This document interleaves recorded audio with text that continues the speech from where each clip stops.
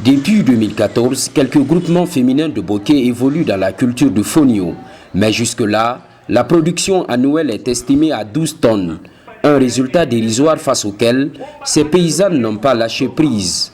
Les raisons de ces 5 années d'engagement sont pertinentes. On a beaucoup lutté contre le diabète, mais il est encore présent dans le pays.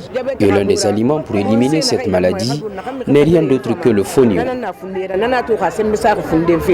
Pour relever le niveau de la production, un changement qualitatif se dessine dans la chaîne de transformation. En lieu et place des moins rudimentaires, des machines batteuses et décortiqueuses viennent d'être livrées et la formation des bénéficiaires constitue une autre paire de manches. Chaque groupement va épargner, n'est-ce pas, au nom du groupement, en ouvrant un compte à la banque et en faisant des petits rapports qui permettent vraiment de soutenir tous les projets qu'elles vont déposer à la banque dans le but de rechercher des financements. Nous allons poursuivre cette structuration avec les femmes et après les informer, les former sur leur rôle et construire vraiment une bonne équipe pour la pérennisation de ces équipements.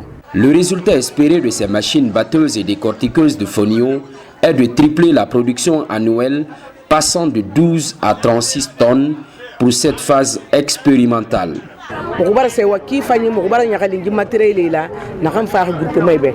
On est vraiment contente de ces matériels. Notre combat est d'accompagner le chef de l'État dans l'autonomisation des femmes à travers la culture du fonio.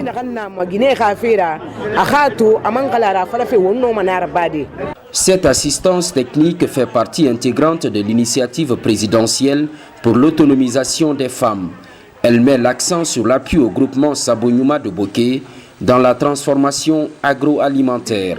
Les autres régions du pays comme l'Abbé et Kankan seront aussi touchées par ce programme présidentiel.